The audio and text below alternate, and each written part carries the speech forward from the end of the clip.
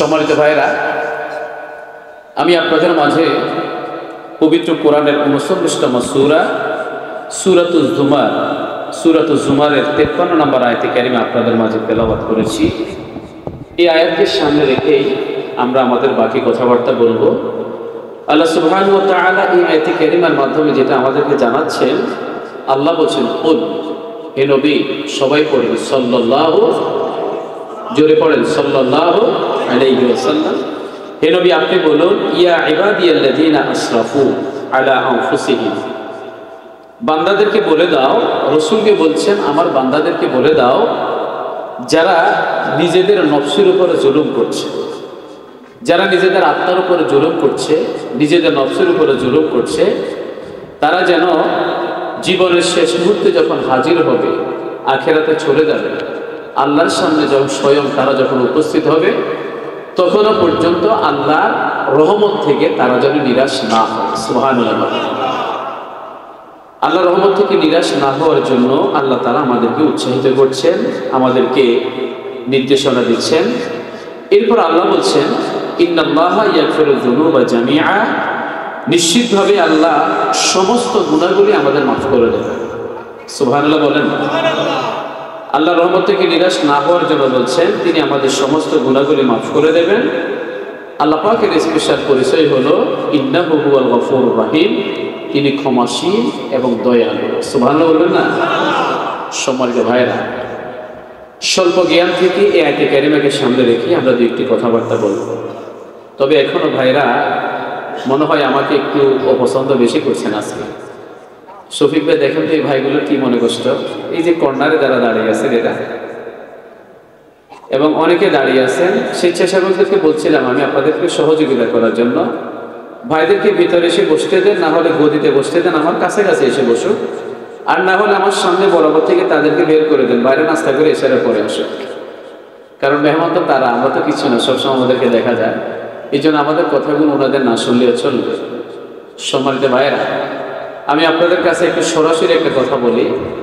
আমার শ্রদ্ধাভাজন উস্তাদ হযরত মাওলানা নুরুল আলম তৌহিদি হুজুর যখন কথা বলা শুরু করেন, আমার শুধু শুনতেই মন চায়। অনেক দামি দামি কথা, কিন্তু কথাগুলো বলার মতো উপযুক্ত সময় আমরা ওনাকে দেই না। কোথাও আসরের পর, কোথাও মাগরিবের পর, বাধ্য করাই আর কি, এক হিসেবে বাধ্য করাই। তো এই সময়তে মানুষজন থাকে কম, এই কথাগুলো থেকে অনেকেই বঞ্চিত হয়। আমরা বাহিরের মেহমান থেকে আরো কিছু চমৎকার কথা শুনবো, কিন্তু আসলে এটা মনে রাখতে হবে যে সব ফুলের এক এক ধরনের ঘ্রাণ আছে না, এক এক ফুলের এক এক ঘ্রাণ। আপনি বুঝতেও পারবেন না যারা লোকালি বক্তা, ছোটখাটো বক্তা, তাদের কথার ভিতরে এমন কিছু কথা লুকায়িত থাকে যেটা প্রধান বক্তার মুখ থেকে আমরা অনেক সময় শুনতে পাই না। এরকম মাহফিল আছে না? অনেক ধরনের চিল্লাপাল্লা করে, জাঁকজমক করে, স্লোগানের পর স্লোগান তুলে আমরা অনেক কিছু করে ফেলি, কিন্তু আস্তে আস্তে যে কথাগুলো বলা হয় সেই কথাগুলোর ভিতরে মনে মুক্তার মতো অনেক কথা লুকায়িত থাকে। সে কথাগুলো শোনার জন্য সামনে ইনশাআল্লাহ আরো অনেক সময় হবে, আরো সুযোগ হবে। আমাদের হুজুররা কিছুক্ষণ কথা বলেছেন, আমরাও সময়গুলো পাস করছি, মূল আলোচনা শুরু হবে ইশারা নামাজের পর থেকে ইনশাআল্লাহ। হয়তো ভাইরা সেই সময় আসবেন, এই জন্য এখন আর আসার চিন্তা তাদের নেই। তবে হ্যাঁ, আলহামদুলিল্লাহ, যারা ইতিমধ্যে এসে বসে গেছেন সকলকে আন্তরিকভাবে মোবারকবাদ জানাচ্ছি। আমি আরো বেশি আন্তরিকভাবে মোবারকবাদ জানাচ্ছি আমাদের ফরিদ ভাইকে, যিনি এই আয়াতের নতুন সভাপতি হয়েছেন। আলহামদুলিল্লাহ বলেন। তবে এত সহজ একটা বিষয় ছিল না। আপনারা জানেন আল্লাহ তো এই আয়াতের ভিতরে বলছেন, লা তাকনাতু মির রাহমাতিল্লাহ, তোমরা আল্লাহর রহমত থেকে নিরাশ হইও না। আমরাও নিরাশ হই নাই। দীর্ঘ অনেক বছর পর্যন্ত তারা ছিলেন মাজলুম। বিভিন্ন অনেক ভাই যে জুলুম থেকে শুরু করে বিভিন্ন জুলুমের শিকার হয়ে দীর্ঘ অনেক বছর তারা পাড়ে দিয়েছেন সময়টাকে, কষ্ট করে জীবন তারা পাড়ে দিয়েছেন। আজকে 2024 সালের 5ই আগস্টের পর অনেক ভাই স্বাভাবিক জিন্দিগিতে আসলেন, দীর্ঘ বিপদ মুসিবত পাড়ে দিয়ে ধৈর্য ধারণের মাধ্যমে যেই সুন্দর পরিবেশ উনারা কিংবা আপনারা পেলেন, এটা কি আল্লাহর রহমত নয়? আওয়াজ করে বলেন, এটা কি আল্লাহর রহমত নয়? আল্লাহ বলছেন, লা তাকনাতু মির রাহমাতিল্লাহ, আল্লাহর রহমত থেকে কখনো নিরাশ হইও না। ইমানদার ব্যক্তি যারা আছে, মাজলুম ব্যক্তি যারা আছে, হকের উপরে যারা আছে, জুলুমের যে বান্দাগুলো শিকার হয়েছে, সেই বান্দাগুলোর জন্য দুনিয়ার কোনো মানুষ না থাকলেও একজন আছেন, তিনি কে? জোরে বলেন, তিনি কে? আল্লাহ। এই জন্য আমরা কখনো নিরাশ হই না, হতাশ হই না। আমরা দেখেছি, আমি ছোট্ট একটা এক্সাম্পল আপনাদেরকে দিতে চাই। চট্টগ্রামে জসকোট চত্বর অ্যাডভোকেট সাইফুল ইসলাম আলিফকে হত্যা করা হয়েছে, ঠিক না? এই হত্যাকাণ্ডের মাধ্যমে মূলত বাংলাদেশে হিন্দু মুসলমান একটি দাঙ্গা লাগিয়ে দেওয়ার একটা ষড়যন্ত্র হয়েছে। ওলামায়ে কেরাম মাহফিলের প্যান্ডেল থেকে, মসজিদের মিম্বার থেকে, মিডিয়ার মাধ্যমে নসিহত করেছেন, খবরদার, ষড়যন্ত্রে পা দেওয়া যাবে না। তারা আক্রমণ করেছে, তাদের জন্য আইন আছে। আমরা তাদের বিরুদ্ধে কোনো ধরনের অস্ত্র ধরবো না, তাদের গায়ে আঘাত করব না। আমরা নিজেদেরকে কন্ট্রোল করেছি, ধৈর্য ধারণ করেছি বলেই আজকে খুনি যারা আছে তারা সবাই গ্রেফতার হয়েছে, আলহামদুলিল্লাহ বলেন। গ্রেফতার হওয়ার পরে তাদের খুনিদেরকে ছাড়িয়ে নেওয়ার জন্য তারা আবার বিভিন্ন ধরনের ষড়যন্ত্র শুরু করেছে।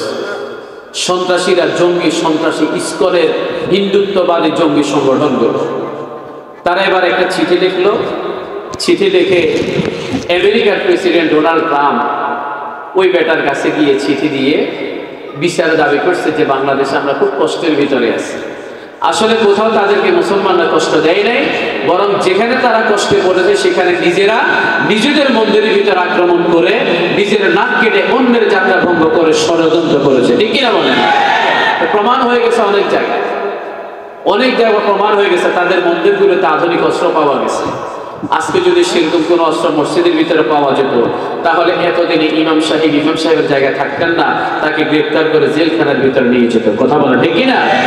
সম্মানিত ভাইরা, দেখেন, এই যে তারা তাদের ডোনাল্ড ট্রাম্পের কাছে গিয়ে তারা বিচার দাবি করলো, তাদের একটা বাবার কাছে গিয়ে বললো, বাবা, আমরা খুব কষ্টে আছি, বাসা। কিন্তু তারা তো জানে না তাদের বাবা ডোনাল্ড ট্রাম্প বাংলাদেশের প্রধান উপদেষ্টা ডক্টর ইউনূসের সাথে একটা ছবি তোলার জন্য ওই যে লাইনে লাইনে সিরিয়ালে দাঁড়ায় আছে। আল্লাহু আকবার বলেন। এই জায়গার ভিতরে আমাদের এত হতাশের কিছু নেই, টেনশনের কিছু নেই, বেশি আশাবাদের কিছু নেই। আমরা দুনিয়ার কোনো ব্যক্তির উপর নির্ভর হই না, দুনিয়ার কোনো ব্যক্তির উপর নির্ভরশীল আমরা নই। আমরা নির্ভরশীল একজনের উপরে, তিনি হচ্ছেন কে? জোরে বলেন, তিনি হলেন কে? আল্লাহ বলছেন, লা তাকনাতু মির রাহমাতিল্লাহ, আল্লাহর রহমত থেকে তোমরা কখনো নিরাশ হবে না। খেয়াল করেন আমার ভাইরা, দুনিয়ার জমিন থেকে একটা সময় আমাদের চলে যেতে হবে, আখিরাতের জমিনে চলে যাব। বিচার কার্যক্রম যখন শেষ হয়ে যাবে, আল্লাহর রাগের মুখোমুখি, গোসার মুখোমুখি বান্দা যখন হয়ে যাবে, বান্দার হাতে আমলনামা যখন তুলে দেয়া হবে, আল্লাহ বলবেন, ইকরা কিতাবাকা কাফা বিনাফসিকা আল-ইয়াওমা আলাইকা হাসিবা। পড়ো তোমার আমলনামা, তোমার আমলনামার হিসাব দেওয়ার জন্য বান্দা তুমি নিজেই যথেষ্ট। এই যে আমলনামা যখন তার হাতে দেয়া হবে, সেখানে ইমানদার ব্যক্তি যারা আছে, নেককার গোলাম যারা আছে, তাদের ব্যাপারে আল্লাহ তাআলার স্পেশাল একটা দয়া থাকবে। সেই আখিরাতের জমিনে আল্লাহর রহমত, আল্লাহর দয়া, আল্লাহর মহব্বত, আল্লাহর অনুগ্রহ, আল্লাহর ভালোবাসা সেই আখিরাতের জমিনে দরকার আছে না নাই? সেই আখিরাতের জমিনে আল্লাহ যদি আমলনামা হাতের ভিতরে তুলে দেন, আর যদি বলেন, নামাজ কেন পড়িস নাই, রোজা কেন রাখিস নাই, আব্বা আমার খেদমত কেন করিস নাই, হালাল ইনকাম কেন করিস নাই, সুদ কেন খাইলি, ঘুষ কেন খাইলি, অন্যায় কেন করলে, নারী কেন ধর্ষণ করলে, অন্যের জায়গা জাল টিপসই দিয়ে কেন অন্যায়ভাবে দখল করলি, এইভাবে একের পর এক প্রশ্ন যখন করা হবে, বান্দা একটা প্রশ্নের উত্তর যথাযথভাবে দিতে পারবে। আল্লাহ ভালোভাবে জানেন কেন বান্দা করে নাই। আল্লাহ শুধু তার মুখ থেকে বের করার চেষ্টা করবেন, কেন করে না সেটা তার মুখ থেকে বলুন, যেন শাস্তি দিতে সহজ হয়। কিন্তু না, আল্লাহ পাকের স্পেশাল দয়া, রহমত, মোহব্বত, ভালোবাসা আছে না নাই? বলেন, আছে না নাই? আল্লাহ তাআলা হাদিসে কুদসির মাধ্যমে জানিয়ে দিচ্ছেন, সাবাকাত রাহমাতি ওয়াদাবি, আমার রাগের চাইতে অগ্রগামী হলো আমার রহমত। সুবহানাল্লাহ বলেন না? এই আয়াতে বলছেন, লা তাকনাতু মির রাহমাতিল্লাহ, আল্লাহর রহমত থেকে নিরাশ হইও না। আর হাদিস শরীফের ভিতরে আল্লাহ তাআলা জানিয়ে দিচ্ছেন হাদিসে কুদসি, সাবাকাত রাহমাতি ওয়াদাবি, আমার রাগের চাইতে, গুসার চাইতে, ঘৃণার চাইতে আমার রহমতের পরিমাণ হলো বেশি, আমার দয়ার পরিমাণ হলো বেশি। জোরে বলে সুবহানাল্লাহ। এই মুহূর্তে আমরা যারা কালিমা বিশ্বাসী মুসলমান, আমরা তো পড়ে নিলাম লা ইলাহা ইল্লাল্লাহু মুহাম্মাদুর রাসূলুল্লাহ। শুধুমাত্র এই কালিমা বিশ্বাসী হওয়ার কারণে আখিরাতের জমিনে যদি আমার আমলনামার ভিতরে গুনাহের বোঝা সবচেয়ে বেশি ভারী থাকে, কিন্তু এরপরও কালেমে বিশ্বাস হওয়ার পরে জাহান্নামের ভিতরে বান্দাদেরকে যখন নিক্ষিপ্ত করে দেওয়া হবে, সে জাহান্নাম থেকে তুলে নিয়ে কিছু ব্যক্তিকে আল্লাহ তাআলার স্পেশাল রহমত দ্বারা তাদেরকে জান্নাতের পথ দেখাবেন, বলে সুবহানাল্লাহ। জাহান্নামের ভিতরে কিছু ব্যক্তি জাহান্নামের ভিতরে চলে যাবে। জাহান্নামে যাওয়ার মতো লোক দুনিয়ার জমিনে আছে না নাই? আবার জান্নাতে যাওয়ার মতো লোকও আপনারা আছেন না নাই? যারা জাহান্নামে যাবে তাদের সম্পর্কে দুই একটি কথা একটু শুনে নেন। জাহান্নামের ভিতরে বান্দা যখন নিক্ষিপ্ত হয়ে যাবে, জাহান্নামীদের শাস্তি যখন দেওয়া শুরু করে দেবে, ওই জাহান্নামীরা আল্লাহর দরবারে আপিল করবে, আল্লাহ এক নম্বর আবেদন করবে, আল্লাহ আমাদের জাহান্নাম থেকে নাজাত দেন, আমাদের সহ্য হয় না। আল্লাহ তাআলা দুনিয়ার হিসেবে নয়, আখিরাতের হিসেবে 40 বছর পরে বলবেন, বান্দা তোর আবেদন নাকচ করা হলো। জোরে বলি আল্লাহু আকবার। দুনিয়াতে 70 বছর 60 বছর হায়াত পেলেন, এই 60 বছর 70 বছরটা আখিরাতের হিসেবে মাত্র 2 ঘন্টা। কয় ঘন্টা? এই 2 ঘন্টাকে 3 মাস বছরে পরিণত করলে 40 বছর পরে আল্লাহ বলবেন তোর আবেদন নাকচ। এবারে বান্দা আল্লাহর দরবারে বলবে, আল্লাহর দরবারে বলবে, আল্লাহ শাস্তি পেতে পেতে জাহান্নামের শাস্তি পেতে পেতে শান্তি কি জিনিস সেটা আমরা ভুলে গেলাম। শাস্তি পেতে পেতে শান্তি কি জিনিস সেটা আমরা ভুলে গেলাম। দয়া করে একদিনের শাস্তি হলেও আমাদের মওকুফ করে দেন। কয়দিন বলে না? কয়দিন? আপনারা একটু আমার দিকে তাকান। শাস্তি পেতে পেতে শান্তি কি জিনিস সেটা আমরা ভুলে গেছি। আল্লাহ দয়া করে একদিনের শাস্তি হলে আমাদের মওকুফ করে দেন। আমিন। আল্লাহ তাআলা ওই বান্দাদের সে আবেদনটা নাকচ করে দেবে 40 বছর পরে। এবার জাহান্নামের ফেরেশতা যারা আছে, আলাইহা তিসআতা আশা, 19 জন ফেরেশতা জাহান্নামের দায়িত্বে আছে। তাদের লিডার, তাদের নেতা হলো ফেরেশতা মালিক। ওই মালিকের কাছে গিয়ে জাহান্নামীরা বলবে, আল্লাহকে একটু বলো না যেন আমাদের জাহান্নামের শাস্তিটা আল্লাহ যেন মওকুফ করে দেন, তোমরা একটু সুপারিশ করো। ফেরেশতা মালিকের নেতৃত্বে আলাইহা তিসআতা আশা, ওই 19 জন ফেরেশতা ধমক দিয়ে বলবে, বেটা তোরা দুনিয়ার জমিনে যে কামগুলো করলি, যে অপকর্মগুলো দুনিয়ার জমিনে করলি, যে খারাপ কাজগুলো দুনিয়ার জমিনে করলে, সেই খারাপ কাজের কারণে ওদের পক্ষ থেকে আল্লাহর সামনে কিছু বলার মতো, আল্লাহর সামনে সুপারিশ করার মতো কোনো ক্ষমতা, কোনো সাহস আজকে আমাদের নাই। বলেন আজকে আমাদের? ফেরেশতারাও তাদের আবেদন নাকচ করে দেবে, পারবো না, তোদের কথা তোরা বল।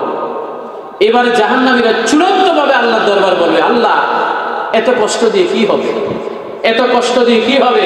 এরকম একটি সিনের আজকে ফিলিস্তিনের কথা চিন্তা করে অনেক বনি আদম আজকে মৃত্যু কামনা করে, মৃত্যু আল্লাহ সহ্য হয় না, কষ্ট হয়। আর কতদিন জালিমের হাতে জুলুমের শিকার হব, ইয়াহুদীদের হাতে নির্যাতনের শিকার হব। আল্লাহ এর ভিতরে আবার শুরু হলো তীব্র ঝড়, জলোচ্ছ্বাস, তুফান, ঠান্ডার ভিতরে আর কতদিন কষ্ট পাবো। আল্লাহ একবারে মৃত্যুটা দিয়ে দেন। জাহান্নামীরা জাহান্নামের ভিতরে সেরকম কষ্ট ভোগ করে আল্লাহকে বলবে, আল্লাহ একবারে মৃত্যুটা দিয়ে দেন। জোরে বলি আল্লাহু আকবার। আল্লাহ তাআলা এই কোরআনের ভিতরে ঘোষণা করলেন, লা ইয়ামুতু ফিহা ওয়ালা ইয়াহইয়া, সেখানে তারা মরবেও না, সেখানে তারা বাঁচবেও না। দুইটার মাঝামাঝি থেকে তাদের নির্ধারিত যে শাস্তি আল্লাহ তাআলা তাদেরকে, সেই শাস্তি তাদেরকে দেবে, সেটা তাদের পেতেই হবে। কথা বলেন ঠিক কিনা? ওয়াহুম লা ইউযলামুন। আল্লাহ তাআলা বলছেন যে তাদের দুনিয়ার জীবনে যে অর্জনগুলো করলো, কামাই যেগুলো করলো, সেগুলোর একদম পরিপূর্ণ কর্মফল তার আখিরাতের ভিতরে পাবে। ওয়াহুম লা ইউযলামুন, অর্থাৎ তাদের প্রতি কোনো ধরনের জুলুম করা হবে না, বেশিও দেওয়া হবে না, কমও দেওয়া হবে না। যেটা তার প্রাপ্য সেটা তাকে দিয়ে দেওয়া হবে। চলবে না। কথা কি বোঝা যায়? আল্লাহ বলছেন, লা তাকনাতু মির রাহমাতিল্লাহ, আমাদেরকে উদ্দেশ্য করে বলছেন তোমরা আল্লাহর রহমত থেকে নিরাশ হইও না। সেখান থেকে কথা বলছে। জাহান্নামীরা হতাশ হয়ে যাবে। এবারে জাহান্নামের ভিতরে 2 জন ব্যক্তি ইয়া হান্নান ইয়া মান্নান বলে বলে আল্লাহর কাছে কান্নাকাটি করবে। হান্নান, মান্নান এগুলো হচ্ছে আল্লাহ পাকের গুণবাচক নাম। আল্লাহ পাকের গুণবাচক নামের একটা পাওয়ার, ফজিলত আছে না? বলেন আছে না নাই? এই যে আমরা আয়াতুল কুরসি পড়ি না, আয়াতুল কুরসির ভিতরে আল্লাহ পাকের ইসমে আযম আছে, আল্লাহ পাকের স্পেশাল নাম আছে, মহান নাম আছে। আয়াতুল কুরসি তেলাওয়াত করে আল্লাহর কাছে দোয়া করেন, সেই দোয়া আল্লাহ কখনো ফিরাবে না। সুবহানাল্লাহ বলেন। সুবহানাল্লাহ। বান্দা 2 জন আল্লাহর নাম ধরে কান্নাকাটি করে, ইয়া হান্নান ইয়া মান্নান। আল্লাহ তাআলা খেয়াল করলেন জাহান্নামের ভিতরে মাটির সাথে মুখটাকে লাগাই দিয়া ঘষে ঘষে দুজন বান্দা আল্লাহর দরবারে কান্নাকাটি করে ফেরেশতাদেরকে বললেন, যাও ওই দুজন বান্দাকে আমার দরবারে করে নিয়ে আসো, তাদের মনের কথাবার্তা কি আছে সেটা জানবো। দুজন ব্যক্তিকে যখন ধরে নিয়ে আসা হলো, তাদেরকে জিজ্ঞেস করা হলো, কেন আমার নাম ধরে কান্নাকাটি করে আমাকে বলো। ওই দুজন ব্যক্তি বললেন, আল্লাহ দুনিয়ার জমিনে শুনলাম, তবে এটাও জানি আপনার নামের একটা পাওয়ার আছে, সিফাতে নামের একটা গুণ আছে। ওই দুটা সিফাতে নাম ধরে আপনার দরবারে কান্নাকাটি করার কারণ হলো যে আপনি দয়া করে আমাদেরকে হয়তো নাজাত দিতে পারেন জাহান্নাম থেকে, আপনি হয়তো দয়া করে নাজাত দিতে পারেন জাহান্নাম থেকে।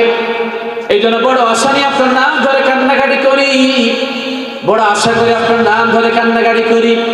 আল্লাহ তাআলা তো ভালো করে জানেন মনের অবস্থা, বান্দার মনের অবস্থা। এই মুহূর্তে আমরা যারা এখানে বসে বসে কথা শুনি কিংবা আমরা যারা কথা বলি, আমাদের মনের খবর আমাদের আল্লাহর মনের ভিতরে আল্লাহর জানা আছে না নাই? আপনার মনের খবর আনসারে জানে না, আনসারের মনের খবর আপনিও। তবে আমাদের সবার মনের খবর একজন জানেন, চিন্তায় বলেন, তিনি বলেন কে? আল্লাহ তাআলা বান্দার মনের খবর জানেন। এরপরে বান্দার মুখ থেকে কথাটা বের করতে চান। কথাটা বের করতে গিয়ে বান্দা বলল, আল্লাহ আপনার দুইটা সিফাতি নামের পাওয়ার আছে, ওই দুইটা সিফাতি নামকে ব্যবহার করে আপনার দরবারে কান্নাকাটি করে জাহান্নাম থেকে বাঁচার জন্য। আল্লাহ তাআলা মুস্কি হাসলেন, আবারও তাদেরকে পরীক্ষা করার জন্য বললেন, না, যতই আমার নাম ধরে কান্নাকাটি করো, আজকে তোমাদের মাফ করা হবে না। ফেরেশতাদেরকে বলা হবে, যাও এদেরকে আবার জাহান্নামের ভিতরে রেখে আসো। ওই ব্যক্তিগুলো তখন বললেন, আল্লাহ একবার যেহেতু জাহান্নাম থেকে তুলে এই দুইটা সিফাতি নামের উসিলায় আপনার দরবারে নিয়ে আসলেন, এবারে আমরা আশা করি এই দুইটা সিফাতি নামের উসিলায় আপনি দ্বিতীয়বার আমাদেরকে জাহান্নামের ভিতরে দেবেন না। আল্লাহ বললেন, লা তাকনাতু মির রাহমাতিল্লাহ, আল্লাহর রহমত থেকে তোমরা কখনো নিরাশ হইও না। আবার হাদিসে কুদসির মাধ্যমে আল্লাহ তাআলা জানাই দিলেন বিশ্বনবীর মাধ্যমে, সাবাকাত রাহমাতি গাদাবি, আমার রাগের চাইতে আমার রহমতের পরিমাণটা হলো বেশি। এই বান্দাদের মুখ থেকে সেই কথাটা শোনার সাথে সাথে আল্লাহ তাআলা বললেন, যা আজকে তোদের ক্ষমা করে দিলাম, তোদেরকে আমার এই দুইটা নামের উসিলা করে তোদের প্রতি স্পেশাল রহমত করে তোদের জান্নাতে যাওয়ার অনুমতি দিয়ে দিলাম। সুবহানাল্লাহ। বলেন আল্লাহর রহমত আছে না নাই? জোরে বলেন আছে না নাই? আরো কয়েকটা এক্সাম্পল দিতে চাই, শুনবেন আপনারা? শুনবেন তো ইনশাআল্লাহ? তার আগে মুহাব্বতের সাথে জোরে সরে পড়ি আল্লাহুম্মা। এই আপনারা কেউ দাঁড়িয়ে থাকবেন না, একটু এই পাশে চলে এসে বসেন না, দেখতে অসুন্দর লাগে। একটু দাঁড়াবেন না এখানে, কেউ আসেন এই পাশে এসে বসেন।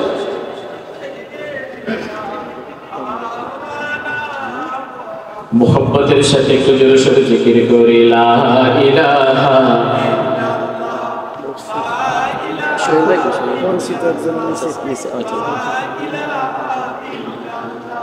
এতগুলো মানুষের অবস্থা একদম কম, একটু আড়তটা একটু গরম করে দিয়ে জিকির করে লা ইলাহা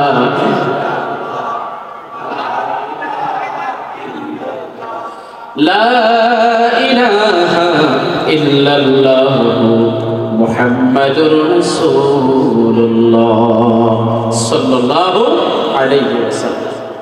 সবাই কি আমার কথাগুলো বুঝতেছেন? আল্লাহ বলছেন, আল্লাহর রহমত থেকে নিরাশ না হও। বনি ইসরাঈল যুগের একজন আবেদ ব্যক্তি দুনিয়ার সমস্ত আমলগুলো সম্পন্ন করে আল্লাহর ডাকে সাড়া দিয়েছেন, আখিরাতে চলে গেলেন। আল্লাহ পাক তার আমলনামাটা দেখলেন, আমলনামা দেখার পরে দেখলেন যে বান্দার সব আমল ঠিক আছে, যত নেক আমল করা দরকার সব কিছু ঠিক আছে। সুবহানাল্লাহ বলেন। এই যে আমাদের আমলনামাটা দেখার পরে আল্লাহ যদি এরকম বক্তব্য দিতে পারেন, সেরকম আমল দুনিয়ার জমিনে করা দরকার আছে না নাই? সে আমল শিখার জন্য তো মাহফিলগুলো। আচ্ছা, এই মাহফিলগুলো হোক, সবাই চান? জোরে বলেন, কে কে চান? হাত তুলে দেখা। নারায়ে তাকবীর। আরো জোরে নারায়ে তাকবীর, নারায়ে তাকবীর। দুনিয়াতে এই মাহফিলগুলো হলো শিখার জায়গা। এই মাহফিলটা কন্টিনিউ হোক, আমরা সবাই চাই তো ইনশাআল্লাহ। সম্মানিত ভাইয়েরা, অতি জীবনে মাহফিল হয়েছে, সামনেও হবে। এই মাহফিল কখনো বন্ধ হবে না। এখানে একটা সময় গান বাজনা হতো, সেখান থেকে গত 8 বছর আগে ভাইরা দিনী মাহফিল শুরু করেছেন। আপনাদের সার্বিক প্রচেষ্টায়, আন্তরিকতায় সেই মাহফিলই কখনো বন্ধ হবে না। এখানে দ্বিতীয় আর কোনোদিন গান বাজনার আয়োজন হবে না। এখানে সব সময় কোরআনের বাগান সাজানো হবে। বাংলাদেশের শীর্ষস্থানীয় উলামায়ে কেরাম এসে আমাদের নসিহত শুনিয়ে জান্নাতের পথ দেখানোর চেষ্টা করবে। জোরে বলি ইনশাআল্লাহ। আমরা দোয়া করি আমাদের কলিজার টুকরা ভাইদের জন্য, বিশেষ করে নতুন কমিটি হলেন তাদের জন্য। আবার এটা মনে করবেন না পুরাতন কমিটির বাইরের লোক, তারাও কিন্তু এখানকার ব্যবসায়ী, ঠিক না? এই ব্যবসায়ীদের ভিতরে যিনি সাবেক সভাপতির দায়িত্ব পালন করেছেন আব্দুল আউয়াল মেম্বার সাহেব, এই মুহূর্তে উমরা পালন করার জন্য সৌদি আরবে আছেন সস্ত্রী, এবং সেখানে অসুস্থ আছেন, তিনি দোয়া চেয়েছেন। আমরা দোয়া করবো তো ইনশাআল্লাহ। উনি যেন কাবার গিলাফ দেন, আমাদের জন্য দোয়া করে, আমরা ওনার কাছে দাবি করি, আমরা ওনার জন্য দোয়া করি। এবং পূর্বের কমিটি কাউকে এদিক সেদিক ফেলায় সরিয়ে দেওয়ার কোনো সুযোগ নাই। আমরা সবাই এই আড়তের বাসিন্দা, এই আড়তের ব্যবসায়ী, সুখে দুঃখে অতীত বর্তমান ভবিষ্যৎ সব সময় আমরা সবাই এক থাকবো। কিভাবে থাকবো? ইনশাআল্লাহ বলেন, আমরা সবাই এক থাকবো, জোরে বলে ইনশাআল্লাহ। আমি ওনাদের জন্য দোয়া করি আল্লাহ যেন হালাল ব্যবসা করার তৌফিক দেয়। বিভিন্ন বিপদ মুসিবত আছে, মানব সৃষ্ট দুর্যোগ আছে, প্রাকৃতিক দুর্যোগ আছে, আগুন পানি আছে, জলোচ্ছ্বাস আছে, ষড়যন্ত্রকারী ষড়যন্ত্র আছে, চুরি ডাকাতি হত্যা রাহাজানি এগুলোও আছে, মারামারি ঝগড়া বিবাদও আছে। আল্লাহ তাআলা সমস্ত পেরেশানি থেকে মুক্ত রেখে আমাদের ভাইদেরকে প্রশান্তির শরীর এই ব্যবসাগুলো হালালভাবে পরিচালনা করার তৌফিক দান করে আমরা সকলে বলি আমিন। শুধু একটা কথা বলি, হারাম দ্বারা গঠিত শরীর কখনো জান্নাতে যায় না। আপনারা সবাই দুহাত তুলে বলবেন জান্নাত চাই তো? বলে জান্নাত চাই তো? আমরা জান্নাত চাই, জন্য হালাল ইনকাম দ্বারা শরীর গঠন করব, হারাম দ্বারা। কি দ্বারা না? হালাল দ্বারা আমরা আমাদের শরীরটাকে গঠন করে জান্নাত উপযোগী আমরা কিছু আমল করে আমরা আখিরাতের সম্বল পুঁজি সংগ্রহের চেষ্টা করব, সকলে বলি ইনশাআল্লাহ। সে ব্যক্তিকে যখন আমলনামা তুলে দেওয়া হলো, তাকে বলা হলো যাও তোর আমলনামা সব ঠিক আছে, আমার দয়া মহব্বত ভালোবাসা নিয়ে তুমি এখন জান্নাতে চলে যাও, আমার রহমত নিয়ে দয়া নিয়ে মহব্বত ভালোবাসা নিয়ে তুমি জান্নাতে চলে যাও। ওই ব্যক্তিরা তখন বললেন আল্লাহ আমার আমল যদি সব ঠিক থাকে, আমার আমল যদি সব ঠিক থাকে, আপনার দয়া আমার কেন দরকার? আল্লাহ তাআলা রাগান্বিত হলেন, বান্দা তোর বুঝি আমার দয়া দরকার নেই, রহমত দরকার নেই। আল্লাহ বলছেন লা তাকনাতু মির রাহমাতিল্লাহ, আল্লাহর রহমত থেকে নিরাশ হইও না। ইন্নাল্লাহা ইয়াগফিরুয যুনুবা জামিআ ইন্নাহু হুয়াল গফুরুর রহিম, আল্লাহ আমাদের সব গুনাহ ক্ষমা করে দিবেন, কারণ তিনি ক্ষমাশীল এবং দয়ালু। আল্লাহর দয়া আমাদের দরকার আছে না? ওই ব্যক্তি বললেন আমার দরকার। আল্লাহ বললেন তোর বুঝি আমার দয়ার কোনো দরকার নেই, তুই বুঝি তোর আমলনামা দিয়ে জান্নাতে যেতে চাস? দুনিয়ার জমিনে এমন অনেক ব্যক্তি আছে যারা 5 ওয়াক্ত নামাজ পড়ে না, জুমার দিন সবার আগে গিয়ে প্রথম কাতারে বসে থাকে। সে মনে করছে 5 ওয়াক্ত নামাজ না পড়লে কি হবে, জুমা তো ঠিক আছে, আছে না নাই? আবার জুমার নামাজও নাই। 2 দিনের নামাজের দিন হাতের ভিতরে মুসল্লা একটা নিয়ে বগল তলে সবার আগে প্রথম কাতারে চলে যায়। আর নামাজ যখন শেষ হয়ে যায়, খতিব সাহেবের সাথে কেউ কোলাকুলি করার আগে সে সবার আগে হাত বাড়িয়ে কোলাকুলি করে। সে মনে করছে বাৎসরিকভাবে ইমাম সাহেবের সাথে মুসাফাহা মুআনাকা করার মাধ্যমে জান্নাত নিশ্চিত। এরকম ব্যক্তি সমাজে আছে না নাই? আমার সারাটা জীবন অবৈধ ইনকাম করে, রমজান মাস আসার পরে বাড়িতে সবাইকে ডেকে ডেকে নিয়ে 250-300 টাকা করে যাকাত দেয়। ওই জাকাতের দেওয়ার সেই সিনারিটা পত্রিকার ভিতরে ফেসবুকের ভিতরে সে প্রচার করার ব্যবস্থা করে। এই জাকাত দেওয়ার মাধ্যমে সেই ব্যক্তি ধারণা করে নিল তার জান্নাত নিশ্চিত। এরকম বান্দা আছে না নাই? আবার সারা জীবন ইবাদত বন্দেগীর সাথে সম্পর্ক নাই, ভালো মন্দ সব দিক থেকে ইনকাম করলো, এবারে শেষ বয়সে গিয়ে আল্লাহর কাবার গিলাফ ধরে গিয়ে কান্দাকাটি করে, আল্লাহর কাছে কি বলে আল্লাহ ক্ষমা করে দেন, মাফ করে দেন। সেই বান্দা ধারণা করে নিয়েছে মনে হয় সেই ব্যক্তি জান্নাত পেয়ে যাবে। এরকম বান্দা আছে না নাই? আবার হজ থেকে ফিরে আসার পর আবার উল্টা পাল্টা কাজের ভিতরে জড়িত হয়ে যায়। দুনিয়ার কিছু মানুষ মনে করলো, দুনিয়ার কিছু মানুষ মনে করলে ইসলামের একটা অংশ মানলে সে জান্নাতে চলে যাবে। আমার হুজুর যখন আলোচনা শুরু করলেন, শুরুতেই কোটেশনটা তিনি দিয়েছেন, ইসলামটাকে কোরআনটাকে মানতে হলে 16 আনা মানতে হবে নাকি 12 আনা মানলেও চলবে? বলেন 16 আনা মানতে হবে না 12 আনা মানলে চলবে? ছোট্টবেলা একটা গল্প শুনেছি না, একটা গল্প শুনেছি, নৌকায় করে এক ব্যক্তি যাচ্ছে নদী পথে, রাখালকে জিজ্ঞেস করে তুমি কি পড়ালেখা জানো? রাখাল বলে না আমি তো জানি না। তাহলে তো তোমার তো 12 আনাই বৃথা, জীবনের 12 আনাই বৃথা। কিছুক্ষণ পরে নদীর ভিতরে ঝড় উঠলো। রাখাল জিজ্ঞেস করে স্যার আপনি কি সাঁতার জানেন? কথা বুঝে গেছে? আপনি কি সাঁতার জানেন? না, তবে তো আপনার 16 আনাই বৃথা। এই সাঁতারের মতো নদীর মাঝখানে গেলে সাঁতার যেভাবে না জানলে 16 আনা বেটা, দুনিয়ার জমিনে কালেমা বিশ্বাসী হওয়ার পরে ইসলামটাকে 16 আনা যদি না মানতে পারেন তাহলে আপনার পুরো 16 আনাই বেকার। কথা বলেন ঠিক কিনা? পরিপূর্ণ যদি ইসলামটাকে না মানেন, শুধু আপনি ঘরে গিয়ে মানলেন বিয়ের সময় হ্যাঁ ইজাব কবুল ঠিক আছে, লা ইলাহা পড়ে নিলাম, লা ইলাহা ইল্লাল্লাহ পড়ে নিলাম, ইজাব কবুল সব ঠিক আছে, ওয়ারিসি সম্পত্তি বন্টন করার সময়ও ঠিক আছে, কিন্তু আপনি ব্যবসা করার সময় এদিক সেদিক করে ব্যবসা করেন, তাহলে আপনার ইসলাম পরিপূর্ণ হয়েছে? বলেন হয়েছে? তাহলে আপনাকে মানলে পরিপূর্ণভাবেই মানতে হবে। মনে কষ্ট নেবেন না, উলামায়ে কেরাম আপনাদের শত্রু নয়, আপনাদেরকে আখিরাতে জাহান্নাম থেকে বাঁচানোর ব্যবস্থা করে। ঠিক কিনা বলেন? নিজেও বাঁচার চেষ্টা করে। কু আনফুসাকুম ওয়া আহলিকুম নারা ওয়াকুদুহান নাস ওয়াল হিজারা উইদ্দাত লিল কাফিরিন। আল্লাহ বলছেন তুমি বাঁচো জাহান্নাম থেকে, তোমার আহলদেরকে বাঁচাও। আহল বলতে এই যে আমি বাড়িয়া মসজিদের খতিব, আপনারা সবাই আমার আহল। কথা বলো ঠিক কিনা? এই মসজিদে নামাজ পড়েন না, আমরা একই পরিবারের সদস্য। এই বাড়ির পৌরসভার ভিতরে যত ব্যবসায়ী আছেন আমরা সবাই এক পরিবারের সদস্য। যত মানুষ এখানে বসবাস করেন আমরা সবাই এক পরিবারের সদস্য। আমাদের টার্গেট হলো আমরা সবাই নিজেও বাঁচবো জাহান্নাম থেকে, আপনাদেরকেও বাঁচিয়ে একসাথে জান্নাতের ভিতরে একটা সুন্দর পরিবেশের সমাবেশে এরকম আমরা একসাথে থাকতে চাই। কথা বলা ঠিক কিনা?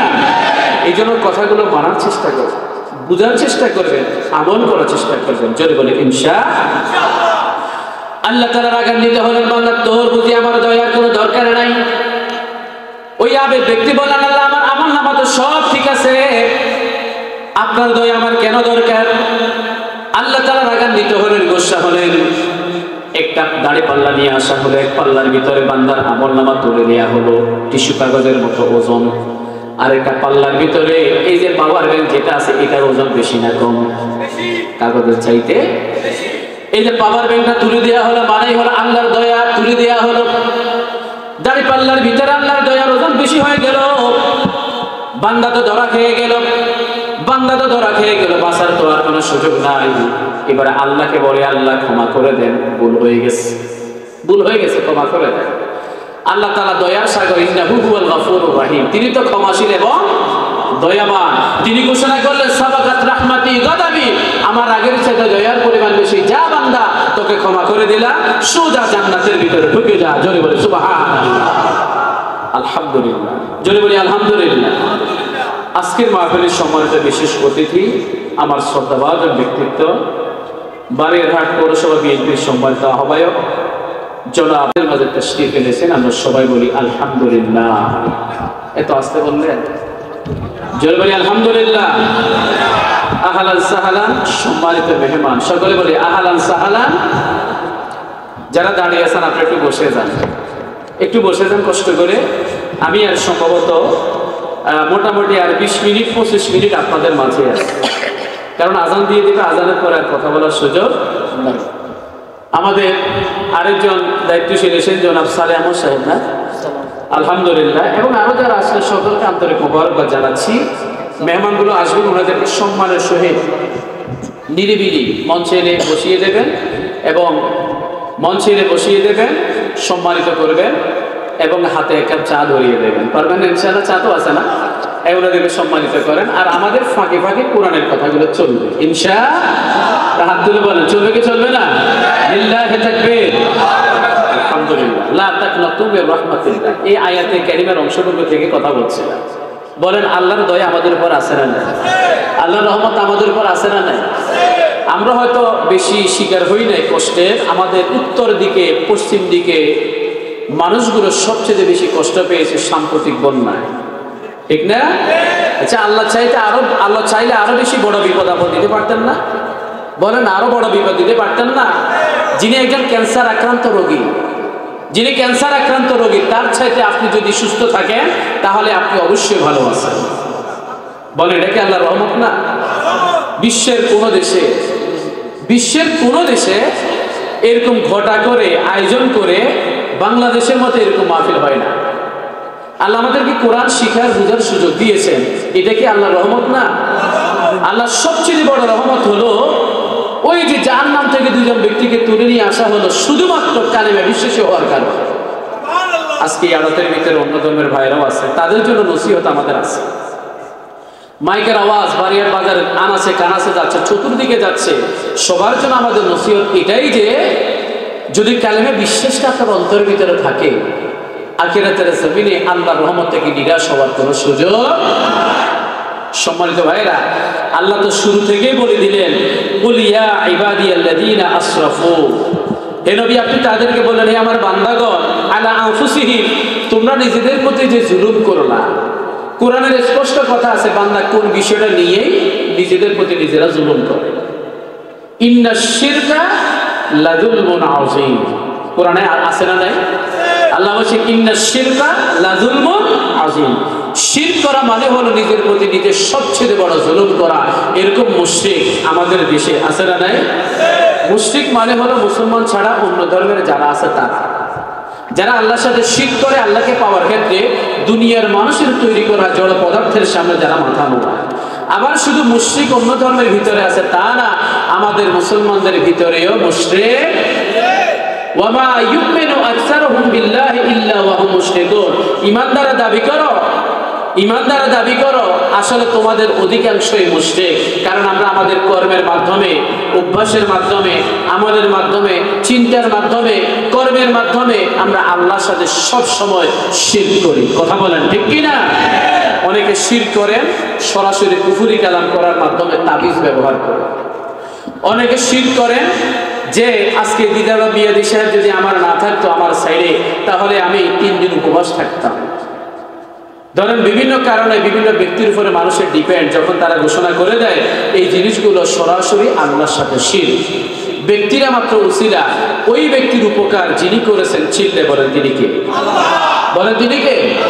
কথাটা কি শুধু একটু ঘুরে বলেন, একটু ঘুরিয়ে বলেন, উনার উসিলায়, মানে উনি না থাকলে না, উনার উসিলায় আল্লাহ তাআলা আমাকে সহজ জীবন যাপনে সহযোগিতা করছে। শুধু কথাটা একটু ঘুরিয়ে ফিরিয়ে বললে আপনি শিরক থেকে নিজেকে সরিয়ে নিতে পারবেন। বিশ্বনবী সাল্লাল্লাহু আলাইহি ওয়াসাল্লাম ঘোষণা করলেন, আল কাবাইর, সবচেয়ে বড় কবিরা গুনাহ হলো 2টা। একটা হলো আল ইশরাকু বিল্লাহ, আল্লাহর সাথে কাউকে শরীক করা, আর আরেকটা হলো ওয়া উকুকাল ওয়ালিদাইন, মা বাবার নাফরমানি করা। বলেন আল্লাহর সাথে শিরক করার মতো লোক সমাজের ভিতরে আছে না নাই? আবার মা বাবার নাফরমানি করে এরকম বান্দা সমাজে আছে না নাই? এখানে অনেক স্টাফ আছেন, হয়তো অনেকের মা বাবার খবর আপনারা নেন না। ওই যে বিয়ে করার সময় যৌতুক নিলেন 5 লক্ষ টাকা, 10 লক্ষ টাকা, এখন শ্বশুর বাড়ির উপরে নির্ভর, মায়ের খবর নাই, বাবার খবর নাই, এরকম আছে না নাই? বলেন আছে না নাই? অনেক। সম্মানিত ভাইরা, মালিকদের ভিতরে, স্টাফদের ভিতরে মাইকের আওয়াজ যতটুকু পর্যন্ত যায়, যাদের কানের কণ্ড কুহরা যায়, আপনারা সবাই শুনে নেন, সবার আগে মা বাবা, তারপরে বাকি আত্মীয় স্বজন। সবার আগে মা বাবা, আল্লাহর পরে সম্মান পাওয়ার যোগ্য যদি কেউ হন, তিনি হচ্ছেন আমাদের মা বাবা। তাদের নাফরমানি করা মানেই হলো সবচেয়ে বড় কবিরা গুনাহ, আল্লাহর সাথে শরীক করা মানে হলো সবচেয়ে বড় কবিরা গুনাহ। এই কবিরা গুনাহ থেকে আল্লাহ আমাদের হেফাজত করুন, জোরে বলি আমিন।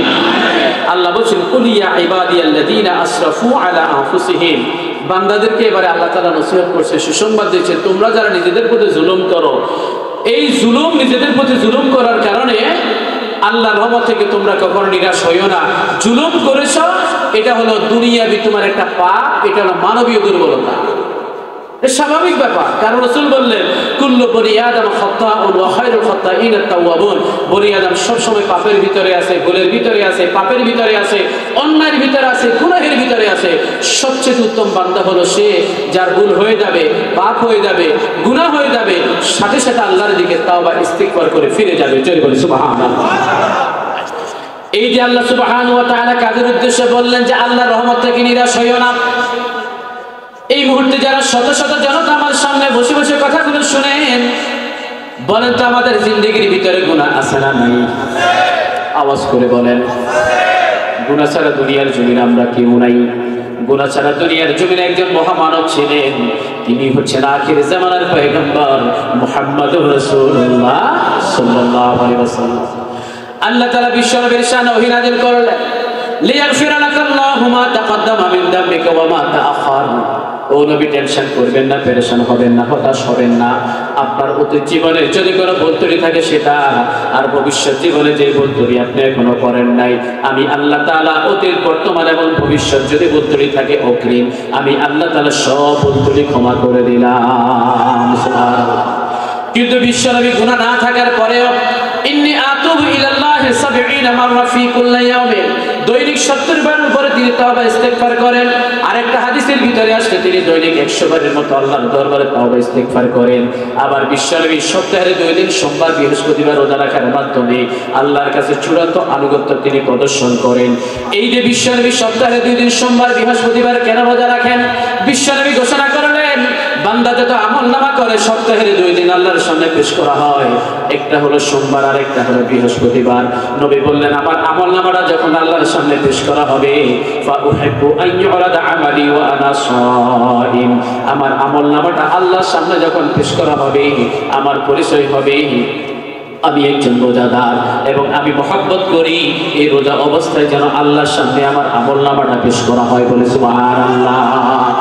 বিশ্বনবীর জিন্দেগির ভিতরে কোনো গুনাহ নাই, কিন্তু এরপরও তিনি চান তার আমলনামা যখন পেশ করা হয় তিনি নিষ্পাপ অবস্থায় তার আমলনামা পেশ করা হোক, গুনাহ মুক্ত অবস্থার আমলনামা পেশ করা হোক, রোজা রাখা অবস্থা আমলনামা পেশ করা হোক, তাওবা ইস্তিগফার করা অবস্থায় তার আমলনামা পেশ করা হোক। কিন্তু আমরা যারা দুনিয়ার জমিনে আছি আমাদের জিন্দেগির ভিতরে অসংখ্য গুনাহ দিয়ে ভরপুর। কথা বলেন ঠিক কিনা?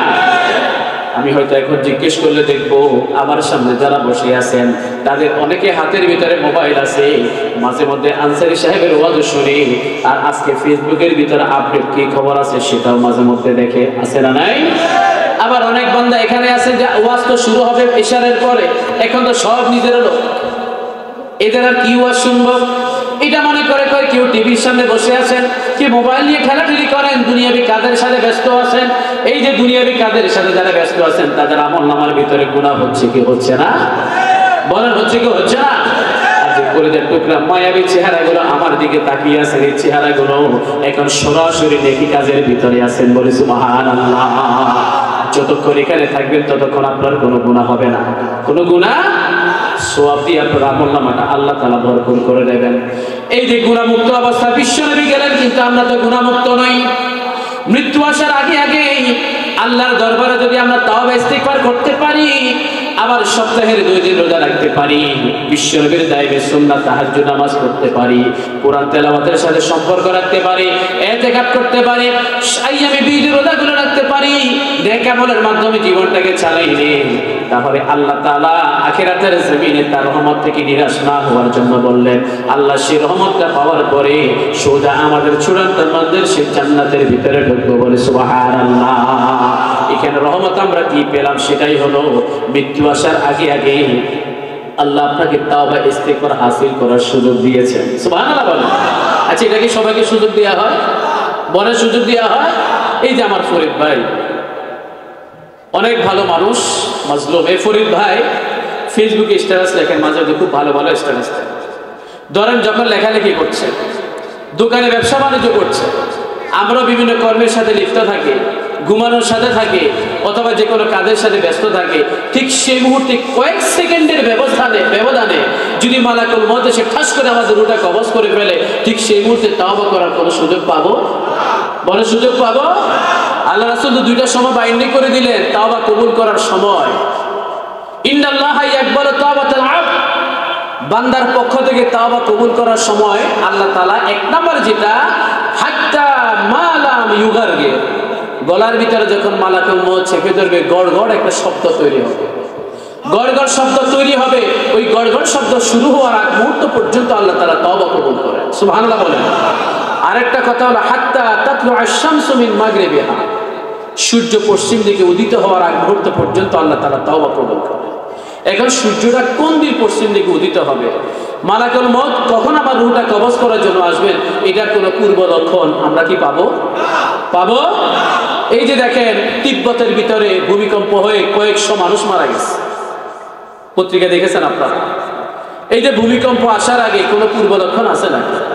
কোনো পূর্ব লক্ষণ নাই। যেগুলো আছে বৈজ্ঞানিক মতে সাধারণ মানুষের সেটা বোঝার কথা না। তবে একটা লক্ষণ আমাদেরকে দেখিয়ে দিচ্ছে, তিব্বত আমাদের পাশে, চীনের সাথে আমাদের পাশে, চীনের সাথে আমাদের পাশে। ওই তিব্বতে ভূমিকম্প হওয়া মানেই হলো সাগরের তলদেশে ভূমিকম্প হলে ওই যে আমাদের সুনামি যেটা হলো, এরকম কোনো ভূমিকম্প যদি আরেকবার বাংলাদেশের জমিনে হয়, মনে হয় ঢাকা, চট্টগ্রাম কিংবা বারিয়াটের হাই রেঞ্জ যে বিল্ডিংগুলো আছে, একটা একটারও অস্তিত্ব থাকবে না। কথা বলে ঠিক কিনা? হাজার হাজার মানুষ মারা যাবে। তার মানে বিপদ মুসিবত গুলো সব কার পক্ষ থেকে? আল্লাহ বলছেন লা তাকনাতু মির রাহমাতিল্লাহ, আল্লাহর রহমত থেকে নিরাশ হইও না। এদেশের সমস্ত ঝড় জলোচ্ছ্বাস বিপদ মুসিবত বন্যা দুর্গত অবস্থা থেকে আল্লাহ তাআলা শুধুমাত্র হেফাজত করেন আল্লাহর স্পেশাল রহমত। আর দুনিয়ার জমিনে কিছু ওসিলা, এটা হলো উলামায়ে কেরাম। কথা বলে ঠিক কিনা? এটা হলো কোরআন, এটা হলো আলেম ওলামার কারণে পৃথিবীর জমিনে সবচেয়ে বেশি কোরআনের চর্চা হয়, কোরআনের মাহফিল হয়, কোরআনের আমল হয় বাংলাদেশের জমিনে। কথা বলে ঠিক কিনা? আলেমদের দোয়া, আলেমদের ওসিলা আল্লাহ এখনো বাংলাদেশকে হেফাজত করেছে। এই জন্য আল্লাহ বলছেন লা তাকনাতু মির রাহমাতিল্লাহ, আল্লাহর রহমত থেকে কখনো নিরাশ হইও না। নিরাশ হই নাই। আল্লাহ বলছেন ওয়ালা তাহিনু ওয়ালা তাহজানু ওয়া আনতুমুল আ'লাউনা ইন কুনতুম মুমিনিন। আল্লাহ বলছেন হতাশ হইও না, নিরাশ হইও না, দুঃখ পেও না, যদি তোমরা মুমিন হও আল্লাহ তোমাদের সাথে আছে। জোরে বলেন না সুবহানাল্লাহ। আমাদের সাথে আছে মানেই হলো আমরা বিজয় লাভ করব। দুনিয়াতেও কাফের মুশরিকদের উপরে বিজয় লাভ করব, আর আখিরাতের চূড়ান্ত বিজয় হলো ফামান যুহজিহা আনিন নারি ওয়া উদখিলাল জান্নাতা ফাকাদ ফাজ। জাহান্নাম থেকে নিজেদেরকে রক্ষা করে জান্নাতে যেদিন ঢুকতে পারবো সেটাই হলো আমাদের সবচেয়ে বড় বিজয়। জোরে বলে সুবহানাল্লাহ। আল্লাহ রাব্বুল আলামিন সূরাতুল মুলকের ভিতরে ঘোষণা করলেন ইন্নাল্লাযীনা ইয়াখশাউনা রাব্বাহুম বিল গায়ব, যারা আল্লাহকে গায়েবে বিশ্বাস করে।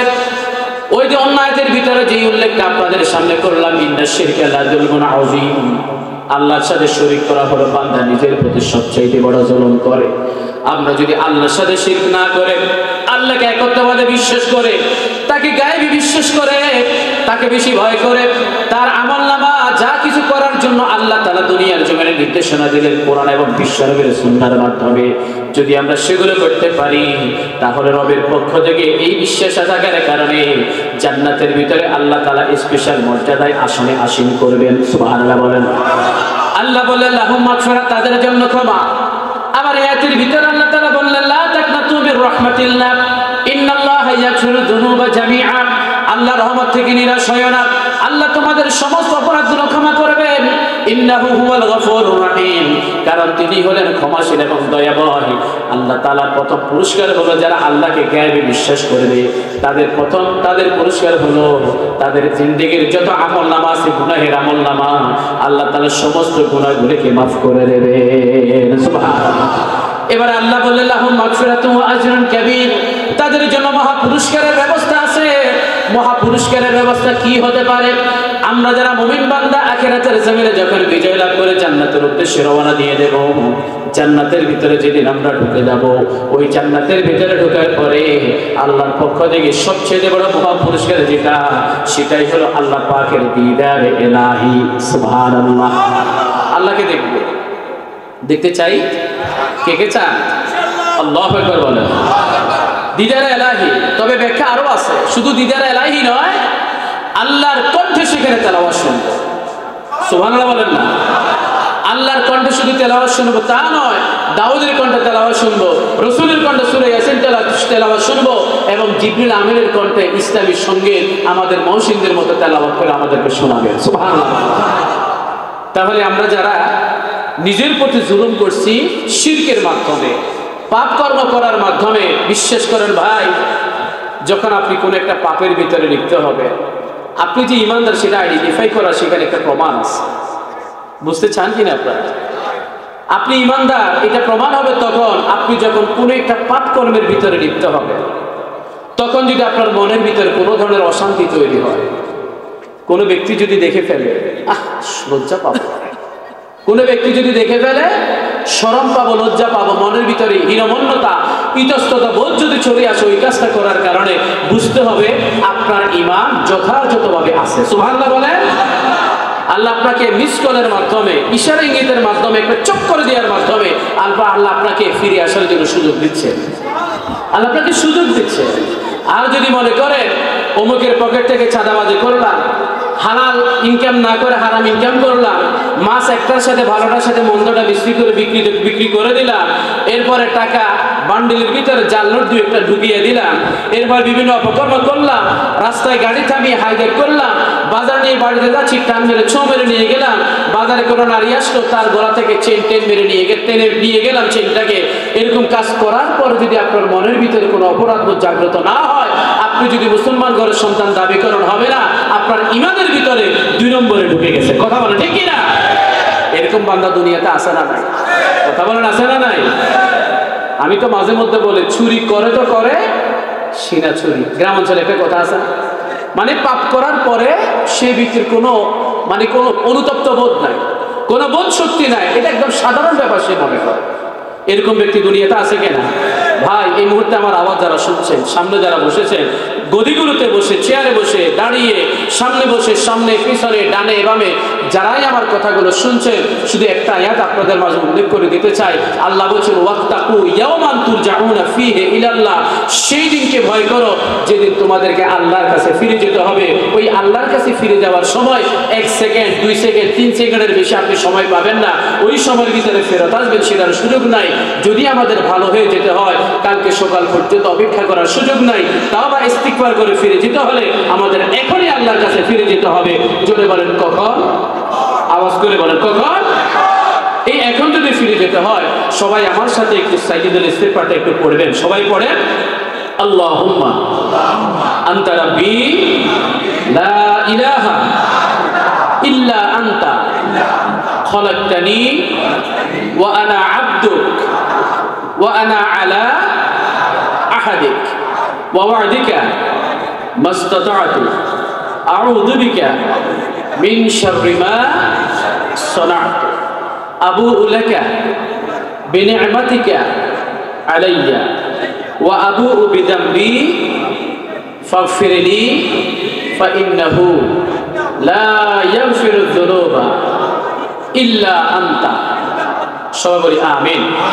সাইয়্যিদুল ইস্তিগফার পড়লাম। এই সাইয়্যিদুল ইস্তিগফার পড়ার পরে আপনি যদি এখান থেকে ঘুরে যাওয়ার পথে আল্লাহ না করে যদি আপনি মারাও যান, এই মাহফিলটি আপনার নাজাতের জন্য যথেষ্ট হয়ে যাবে। রাসূল বলেন, ইন্নামাল আমালু বিল খাওয়াতিম। আল্লাহ আপনাকে সুযোগ দিয়েছেন এই মাহফিলে আসার জন্য। কেন? এই বাজারে আরো অনেক হাজার মানুষ আছে না, তাদেরকে কি সুযোগ দিয়েছেন? এটা কি আল্লাহর রহমত নয়? জোরে বলেন, রহমত নয়? এই জন্যই তো আল্লাহ বললেন, লা তাকনাতু মির রাহমাতিল্লাহ। কথা বললে অনেক লম্বা কথা, সময় তো আমাদের হাতে নাই। কথা বলে অনেক লম্বা কথা। আল্লাহ রহমত থেকে আমাদের নিরাশ না হওয়ার জন্য বললেন, এই যে আল্লাহ রহমত করে এখানে আমাদেরকে নিয়ে আসলেন। যদি আজকে রজনীতে আমাদের ইউসুফ সওদাগরের মতো, কালকে রাতে 3টে মারা গেছেন, আজকে 2টা জানাজা পড়লাম, ওই লোকের মতো আজকে রজনীতে কেউ যদি মারা যায়, এই মাহফিলে তার নাজাতের ওয়াসিলা হয়ে যাবে। সুবহানাল্লাহ। যার শেষ অবস্থা যেটার উপরে থাকবে সেটার আলোকে হাসর। আর সহজ ভাষায় বলতে গেলে, শেষ ভালো যার সব ভালো তার। বলেন, শেষ ভালো যার সব ভালো তার। সম্মানিত ভাইয়েরা, কথা বললে অনেক কথা, আমরা ওই দিকে যাব না। আল্লাহর পক্ষ থেকে স্পেশাল আরেকটা রহমতের কথা বলেই আমরা আমাদের আলোচনার শেষ দিকে চলে যাব। আল্লাহ রাসূল সাল্লাল্লাহু আলাইহি ওয়াসাল্লামকে আমাদের জন্য স্পেশালি আল্লাহ তাআলা রহমত হিসেবে আল্লাহ তাআলা দুনিয়াতে পাঠিয়েছেন। ঠিক কিনা বলেন? আল্লাহ তাআলা পবিত্র কোরআনের সূরা আল আম্বিয়ার 107 নম্বর আয়াতের ভিতরে সেই কথাটা বলে দিয়েছেন, ওয়ামা আরসালনাকা ইল্লা রাহমাতাল লিল আলামিন। জোরে বলি আল্লাহু আকবার। বিশ্ববাসীর জন্য, মহাবিশ্বে যা কিছু আছে সবার জন্য আল্লাহ তাআলা আমাদের নবীকে রহমত হিসেবে পাঠিয়েছেন। আল্লাহ বলছেন, আল্লাহর রহমত থেকে নিরাশ হইও না। তো নিরাশ না হওয়ার ক্ষেত্রে আল্লাহর কাজ কি শুরু হলো? আমাদের নবীকে এই কোরআন দিয়ে রহমত হিসেবে আমাদের জন্য পাঠিয়েছেন। সুবহানাল্লাহ বলবেন না? আখিরাতের জমিনে বান্দা যখন হাজির হয়ে যাবে, বিশ্বনবী সাল্লাল্লাহু আলাইহি ওয়াসাল্লামকে অনেক মর্যাদা দেওয়া হবে। সেই মর্যাদার আলোকে মাকাম মাহমুদ সিজদার ভিতরে পড়ে পড়ে তিনি শুধু রহমত হিসেবে, রহমতের নবী, আল্লাহর দরবারে কান্নাকাটি করবেন। 50,000 বছর কানা মিকদারুহু 50 আলফা সানা, 50,000 বছর কান্নাকাটি করবেন। রব্বি হাবলি উম্মতি, রব্বি হাবলি উম্মতি, আমার উম্মতকে বাঁচান, আমার উম্মতকে বাঁচান। আমার রাসূলকে এই কান্নাকাটি করার, মাকাম মাহমুদের ভিতরে সিজদার ভিতরে পড়ে পড়ে এই দোয়াগুলো করার জন্য আল্লাহ তাআলা বিশ্বনবীকে সুযোগ দেবেন। বলে সুবহানাল্লাহ। 50,000 বছর যখন শেষ হয়ে গেল, আল্লাহ তাআলা তার রহমতের নজর, আল্লাহ তাআলা বলছেন, লা তাকনাতু মির রাহমাতিল্লাহ, আল্লাহর রহমত থেকে নিরাশ হইও না। আল্লাহ তার রহমতের নজর বিশ্বনবীর উদ্দেশ্যে বর্ষণ করে বলবেন, ইয়া হাবিবি, ও আমার বন্ধু, এরপর আসাক মাথা তোলেন, সালতুতা, আপনার মনের কি কথাবার্তা আছে সেটা বলেন, ওয়াসফাতু শাফা, আপনার মনের যত কথা আছে, যত সুপারিশ আছে সব সুপারিশ করেন, আমি আল্লাহ তাআলা সমস্ত সুপারিশ কবুল করব। সুবহানাল্লাহ।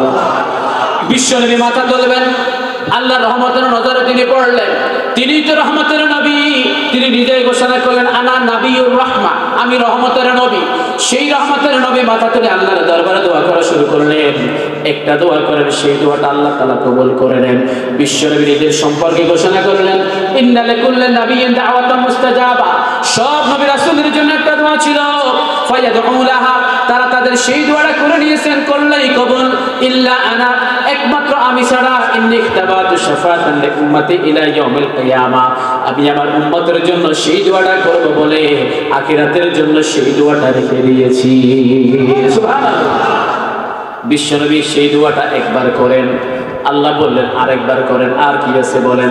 নবী আবার দোয়া করলেন, আল্লাহ বলেন আর কি আছে বলেন। নবী আবার দোয়া করলেন, আল্লাহ বলেন আর কি আছে বলেন। তাহলে বলেন তো, একটা দোয়া হাজার হাজার দোয়াতে পরিণত করে আল্লাহ কি বান্দার জন্য সেটা রহমত করেন নাই? উদ্দেশ্য হলো বান্দাকে বাঁচাবে। কোথা থেকে? জাহান্নাম থেকে বাঁচাবে। উদ্দেশ্য হলো আল্লাহ বান্দাকে জাহান্নাম থেকে বাঁচাবে। দেখেন, শুধু ইয়া হান্নান ইয়া মান্নান বলার পরে আল্লাহ বাঁচাই দিয়েছে। দুনিয়ার জমিনে উলামায়ে কেরামগুলো আছেন না, তাদের সাথে সম্পর্ক রাখবেন, মহব্বতের ভালোবাসার সম্পর্ক রাখবেন। তারা যে নেক আমলগুলো করে, বেশি কিছু লাগবে না। রাসূল বললেন, আলেম হও অথবা ছাত্র হও অথবা তার অনুগামী হও অথবা তার প্রতি মহব্বত করো, ওয়ালা তাকুনিল খামিস, পাতুহলে, খবরদার আলেম বিদ্বেষী হয়েও না, তাহলে ধ্বংস হয়ে যাবে। আলেম বিদ্বেষী না হয়ে তার ছাত্র, তার অনুগামী, তার শ্রোতা, তার মুহিব্বিন যদি হতে পারেন, তাহলে এই মহব্বতের কারণে আখিরাতের জমিন আপনার গুনাহ থাকলেও আলেমের সোহবতে থাকার কারণে আল্লাহ আপনাকে জাহান্নাম থেকে বাঁচাই দেবে। সুবহানাল্লাহ। আলেমের উসিলায় আল্লাহ বলছেন, লা তাকনাতু মির রাহমাতিল্লাহ, আল্লাহর রহমত থেকে নিরাশ হইও না।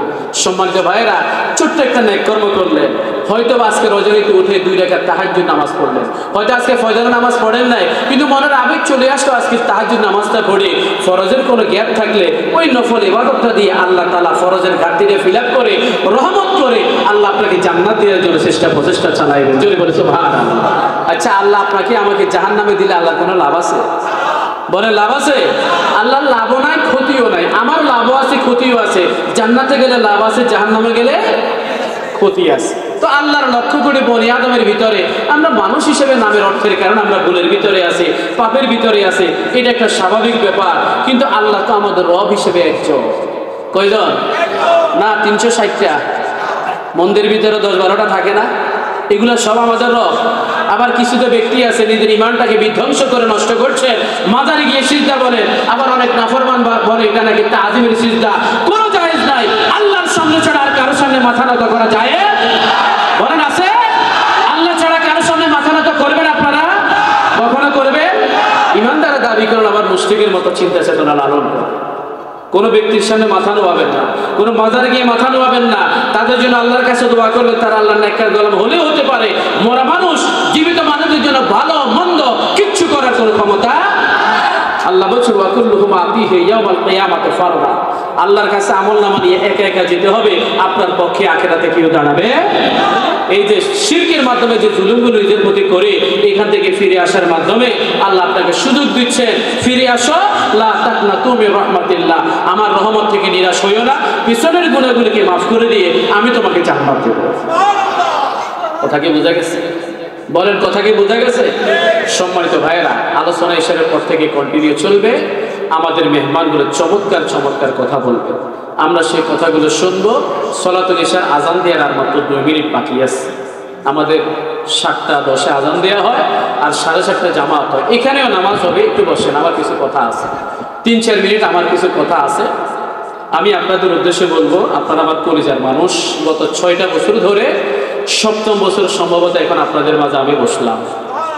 সব মাহফিলে আমি আপনাদের মাঝে কথাগুলো বলি, আপনাদের মনে কষ্ট যায় কিনা আমি জানি না। আমি শুধু এটাই আপনাদেরকে বোঝাতে চাই যে আমাদের ইনকামটা হালাল হোক। চাই তো আমরা আমাদের ইনকামটা হালাল হোক। ভালো মন্দ কখনো মিশ্রিত করবেন না, অন্যের হক নষ্ট করবেন না, মালিক স্টাফের হক নষ্ট করবেন না, স্টাফ মালিকের হক নষ্ট করবেন না, কারণ আপনাকে বেতন দেয়া, ঠিক না? একে অপরের কল্যাণকামী হবে। আমি খুব কষ্ট পেলাম সেদিন এখানে নাকি একজন আড়তের স্টাফ আক্রমণের শিকার হলো, অথবা বাহির থেকে কোনো ঘটনা এখানে এসে সংঘটিত হলো, ঠিক না? আপনারা সবাই ঐক্যবদ্ধ থেকে এখানে যেন কোনো ঝামেলা না হয়, আমরা মিলেমিশে থাকতে চাই। মিলেমিশে থেকে ব্যবসা বাণিজ্য করে আমরা বিভিন্ন মা বাবার সন্তান এক জায়গায় এসে ব্যবসা বাণিজ্য করছি। আমরা সবাই এখন একই পরিবারের সদস্য, ঠিক কিনা? এই এক পরিবারের সদস্য হিসেবে আমরা ব্যবসা বাণিজ্যগুলো চালিয়ে যাই। এখানে রাজনৈতিক পরিবর্তনের মাধ্যমে নতুন করে সুযোগ সুবিধা আপনাদের হয়েছে। যারা নতুন করে সমাজে দায়িত্বশীল হবেন তাদের হাতেও যেন আপনারা জুলুমের শিকার না হন, উনারাও যেন জুলুম না করে, এই বিষয়টা আমি আপনাদেরকে নসিহত করি আপনাদের একজন ভাই হিসাবে। মনে কষ্ট গেছে নাকি আপনাদের? সম্মানিত ভাইরা, এই বাজারের ভিতরে আমরা সবাই যেহেতু এক, সবাই রিজিক অর্জনের মাধ্যমে এই বাজার, আর আপনাদের সবার মাধ্যমে আমাদের মসজিদটা চলে, সেটা তো জানেন আপনারা। এই বাজারের পৌরসভার ভিতরে একমাত্র কেন্দ্রীয় জামে মসজিদ হলো বাড়িয়া পৌরসভা কেন্দ্রীয় জামে মসজিদ। তো আমাদের মসজিদে আপনাদের দান অনুদানে চলে, আপনারা সেটা খেয়াল করবেন। আর স্পেশালি আড়তের ভিতরে এখন যে রুটিনটা, সেটা হলো ফজরের নামাজের সময় আপনাদের ব্যবসা বাণিজ্য চলে নিয়মতান্ত্রিকভাবে। আপনাদেরকে আমি অনুরোধ করব একজন মসজিদের ইমাম হিসেবে, আমি যেন আপনাদের কেউ মারা গেলে যদি আমি থাকি তাহলে জানাজার সামনে দাঁড়িয়ে বলতে পারি আমার এই মুসল্লি ভাইটা নামাজে ছিল, আপনারা মাফ করে দেন। এই কথাটা বলার মতো পরিবেশ আপনাদের তৈরি করে দিতে হবে। এই জন্য মালিক যারা আছেন তারা স্টাফদেরকে নামাজের সুযোগ দেবেন। ফাঁকে দিয়ে 2-4-5 মিনিট এখানে তো একটা ইবাদত খান আছে, সেখানেও পড়ে নেবেন, অথবা আমাদের মসজিদে চলে যাবেন, অথবা এখানে তো পানি অ্যাভেলেবেল পানি আছে, উজু করে গদির উপরে বসে এক পাশে নামাজটা পড়ে ফেলবেন। এরপরেও নামাজটা আমরা কখনো ছাড়বো না। সকালবেলা ফজর নামাজ পড়ে কাজে লাগে, আল্লাহ আপনার ইনকামের ভিতরে বরকত দেবেন, এটা আমি বিশ্বাস করি। আপনারা কি বিশ্বাস করেন? কাজে লেগে যান, নামাজটা পড়ে দেখবেন আল্লাহ আপনার অনেক বরকত দেবে। আর দুনিয়াবি যে বাংলাদেশে যে পরিবর্তনটা হলো, এই পরিবর্তনটা যেন কিয়ামত পর্যন্ত স্থায়ী হয়, জালিমরা যেন দ্বিতীয়বার আমাদের উপর দোয়া করা দরকার আছে না? নিজেরাও সচেতন হব, আল্লাহর কাছে দোয়া করব যেন আপনাদের সবার রিজিকের ভিতরে আল্লাহ উত্তম বারাকা দিয়ে ভরপুর করে দেন। যেন বলি আমিন।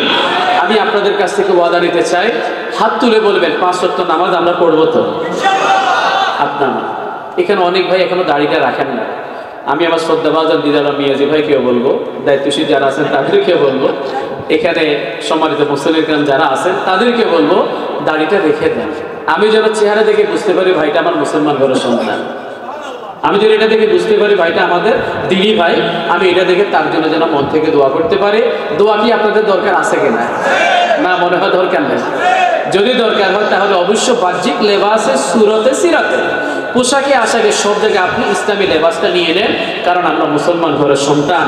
পৃথিবীর হায়াত বেশি দিন নাই, ফাইনাল পজিশনে পৌঁছে গেছে, পৃথিবীর হায়াত আর বেশি দিন বাকি নাই। চতুর্দিকে মুসলিম বিরোধী ষড়যন্ত্র অ্যাভেলেবেল হয়ে যাচ্ছে। এই ষড়যন্ত্রের ভিতরে মুসলমান কতদিন টিকে থাকে সেটাও আমরা জানি না। এই জন্য আমাদের সময় থাকতে চক্কর একটা দিয়ে মাথা ঘুরে পড়ে যাওয়ার আগে আমাদের সোজা পথে, জান্নাতের পথে, সিরাতুল মুস্তাকিমের পথে আমাদের চলে আসা দরকার আছে না? কথা বলেন আছে না? আল্লাহ যেন আমাদেরকে কবুল করেন। আর এখানে আমরা যারা আছি, সামনের বছর মাহফিলটা হোক, আমরা সবাই চাই তো? এবারে দেশের একটা পরিবর্তনের কারণে আমি ওনাদের সাথে এই মাহফিলটি বাস্তবায়নের সহযোগিতা সবসময় করছি, এবারে করছি। বড় বড় বক্তা যাদেরকে আমরা সবসময় নিয়ে আসতাম সবাই এঙ্গেজ। দেশের পরিবর্তনের কারণে মাহফিল এখন অ্যাভেলেবেল হচ্ছে, বেশি হচ্ছে, বক্তাগুলো সব জায়গায় সেট আপ হয়ে গেছে, পাই না। এই জন্য আমরা যাদেরকে পেয়েছি এরাও কিন্তু অনেক চমৎকার আলোচনা, এখন অনেক বড় বক্তা, কাউকে ছোট করার সুযোগ নাই। তবে আজকে আমাদের সফলতা হবে ইনশাআল্লাহ, যেহেতু মাগরিবের পরে এতগুলো মানুষ চলে আসলেন, ইশারের পর আরো বেশি হবে, কারণ আমাদের আজকে স্পেশাল একজন মেহমান আছে, জনাব মাওলানা মনিরুল ইসলাম মজুমদার সাহেব, যিনি ডক্টর মিজানুর রহমান আজহারী সাহেবের মামা। আপনারা তো জানেন, চেহারা প্রায় সেম। উনার আলোচনা শুনবেন আজকে নতুনভাবে। এরপর আগামী বছর থেকে আগেভাগে মাহফিলি বাস্তবায়নের জন্য চেষ্টা করবেন। এই মাহফিলি বাস্তবায়ন করতে গিয়ে যখন আপনাদের প্রস্তুতি বৈঠক হবে, আমি পরামর্শ দেব, আমাকেও রাখবেন। আর আপনাদের প্রস্তুতি বৈঠকে আপনারা কেউ একজন আরেকজনের বিরুদ্ধে শত্রু হবেন না। সবাই যেহেতু আমরা এখানে একসাথে আছি, আন্তরিকতার সাথে আল্লাহর পক্ষ থেকে রহমত কামনায় আমরা এই মাহফিলটি মূলত করি, ঠিক না? আল্লাহর রহমত কামনায়, ব্যবসা বাণিজ্য বরকতের জন্য, আমাদের মুরব্বীদের ইসারা সওয়াবের জন্য। এই জন্য সবাই আন্তরিকভাবে সামনে সময় দেবেন। আজকে আমি আপনাদের মাঝে যে কথাগুলো বলেছি, আমার ওস্তাদ এখানে বসে আছে, ওনার সামনে কথা বলতে আমার অনেক ভয় লাগে। উনি 10 মিনিটের কথা বলে এখনো বসে আছে, জান নাই তৌহিদ হুজুর। তা আলহামদুলিল্লাহ উনিও এখানে আসলে মাজলুম ছিলেন, ওনার নাম পোস্টারে ছিল, ঘোষণা হয়েছে, কিন্তু কোন এক আকর্ষণে, কোন এক বিপদের কারণে, ষড়যন্ত্রের কারণে তিনি সেই দিন কথা বলতে পারেন নাই। আমি এবারে আয়োজক কমিটিকে বাধ্য করছি, বলছি যে উনাকে এখানে বসাতে হবে, সেই যে নিষেধাজ্ঞা যেটা ছিল সেটা কাটাতে হবে, ঠিক কিনা বলেন? আজকে কেটেছে না, ইনশাআল্লাহ নিয়মতান্ত্রিক ভাবেই এলাকার আলেমদেরকে সুযোগ দিতে হবে, কারণ কেউ মারা গেলে এরা সবার আগে যায়। আজকে ইউসুফ সওদাগরে জানা যায়, আমি বক্তব্য দিয়েছি, তো এখানে যদি আপনি এলাকার বক্তাদেরকে আপনি যদি বাদ দিয়ে বাহির থেকে বক্তা আনে, আসরের পর থেকে সবগুলো বাহির থেকে নিয়ে আসেন, আপনার জানা যায় এলাকার আলেমরা যাবে না। এখানে ঢুকার সময় একটা পোস্টার দেখলাম, মাগরিবের পর থেকে সব বাইরের বক্তা। কেন মাগরিবের পরে ওয়াজ করার মতো এলাকায় আলেম নাই? কথা বলেন, আছে না নাই? তো যাই হোক, ওনাদের চিন্তা হয়তো ওনাদেরকে শো করে কিছু টাকা পয়সা ইনকাম করে মাদ্রাসার জন্য চালাইবেন, আর যাদেরকে নিয়ে আসা হচ্ছে তারাও কন্ট্যাক্ট করে বড় অঙ্ক তারা নিয়ে যাচ্ছে। কিন্তু আমাদের লোকাল যারা বক্তা আছে তাদেরকে 1000, 2000, 3000 টাকা দিয়ে শেষ করে দিচ্ছে। সম্মানিত ভাইরা, মূল্যায়ন করেন, আল্লাহর কাছে মূল্যায়িত হবেন। আর ওনারা অবশ্যই, আপনি তো চাইতে হবে না, চুরিকা মসজিদে অবশ্যই জুমার দিন আপনার জন্য অটোমেটিক দোয়া হয়। এই এলাকাবাসীর জন্য দোয়া হয়, মানে হলো সেই জায়গার ভিতরে আমাদের নজরুল ভাইয়ের নাম আছে না নাই? এলাকাবাসীর ভিতরে তার নাম আছে না? অটোমেটিক নাম চলে আসতেছে। এই জন্য এলাকার মানুষদের প্রতি আন্তরিকতা রাখবেন, সবাই মিলেমিশে থাকবেন, এটাকে আমি আশা করতে পারি তো ইনশাআল্লাহ। আর আমাদের দায়িত্বশীল পর্যায়ে যারা আছেন রাজনৈতিক ব্যক্তিবৃন্দ, আপনারা অবশ্যই বিষয়গুলো খেয়াল করবেন, অন্তত আমাদের এখানে যেন একজন আরেকজনের প্রতি শত্রু তৈরি না হয়। ইনশাআল্লাহ বলেন না? আল্লাহর রহমত থেকে আমরা কখনো নিরাশ হব না, প্রস্তুতি নিয়ে, আখিরাতের প্রস্তুতি নিয়ে বাকি জীবনটা আমরা কাটানোর চেষ্টা করব। আল্লাহ যেন আমাদের সেই যোগ্যতা সক্ষমতা অর্জন করার তৌফিক দেন। আমার ফরিদ ভাই এবং আমাদের রেজাউল করিম সুমন ভাই সহ এই আয়োজক কমিটির ভিতরে যারা আছেন, এই আয়োজক কমিটির ভিতরে যারা আছেন তাদের প্রতি আন্তরিক মোবারকবাদ জানিয়ে আমি আমার সংক্ষিপ্ত আলোচনা এখানে শেষ করছি। হাদা মা ইনদি ওয়াল ইলমু বিস-সাওয়াব। আসসালামু আলাইকুম ওয়া রাহমাতুল্লাহি ওয়া বারাকাতুহু।